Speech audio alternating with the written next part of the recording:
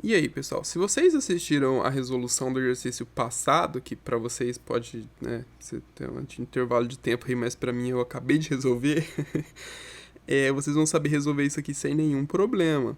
Porque lá eu expliquei, né, por que a gente utiliza a notação de intervalo dentro do conjunto dos números reais e no conjunto dos números inteiros a gente pode utilizar a notação de conjuntos, assim, sem utilizar intervalos, né. Por exemplo, entre -1 e 1, se eu colocar aqui -1, aqui o 0 e aqui o 1, eu vou ter infinitos números aqui, se eu estou falando de números reais. Mas se eu estiver falando de números inteiros ou de números naturais, não, de números inteiros, porque aqui tem -1, nos naturais não tem -1, tá? Falando de números inteiros, eu tenho apenas 3 elementos. Tenho -1, tenho 0 e tenho 1, tá? Isso no conjunto dos números inteiros. No conjunto dos números reais, eu tenho infinitos, porque entre esses números aqui tem muitos números, muitos números. Entre dois números reais, sempre tem um outro número real, não importa quão pequeno eles sejam. Tá, e aqui ele está perguntando o seguinte: 2 pertence ao intervalo? Essa informação é verdadeira ou falsa? Verdadeira, né, pessoal? Se a gente coloca na reta aqui, a gente vai ter o 2, depois a gente vai ter o 6, 2, 6, notação de intervalo assim, tá bom? E -1, -1 pertence a esse intervalo? Olha só, a gente tem aqui um intervalo aberto, pessoal, um intervalo aberto. E nesse intervalo aberto, -1 não está pertencendo. A gente pode ter aqui o -5 e aqui o -1. Vou ter bolinha aberta, e eu pegar os números só que estão entre esses dois números, tá?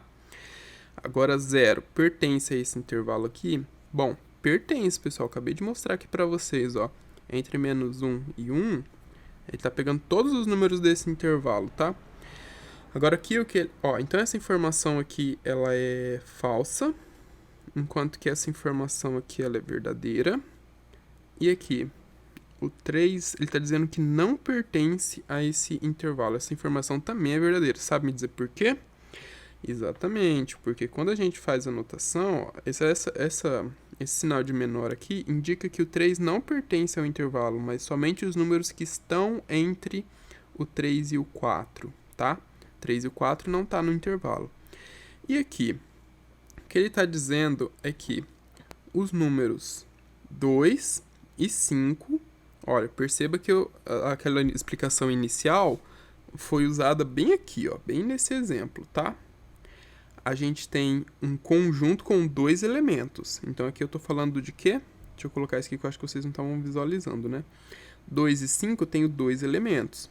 Então, eu vou ter números naturais, eu posso colocar, tá? 2 e 5. Apenas esses dois.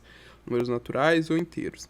O que ele está dizendo é 2 e 5 está contido nesse intervalo que vai do zero, contendo o próprio zero, bolinha fechada ou colchete aí, o que você achar melhor, mais infinito. Ora, depois do zero eu vou pegar os números incluindo 2 e incluindo 5 e vai continuar crescendo. Lembra que mais infinito significa que você pode pegar números tão grandes quanto você quiser.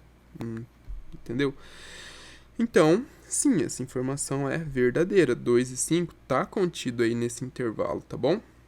É isso, pessoal. Exercício resolvido. Qualquer dúvida, vocês deixem nos comentários. E, galera, vocês precisam assistir as aulas na playlist do início ao fim. Se precisar, se ainda tiver difícil, playlist conjuntos aí, já a gente começa a falar de funções, vocês precisam ver as aulas do ensino fundamental. Se tiver com tempo, começa a assistir do ensino fundamental até o ensino médio, porque aí você vai ver como é que ter um conhecimento bem estruturado, principalmente em matemática, faz toda a diferença, pessoal. Toda a diferença.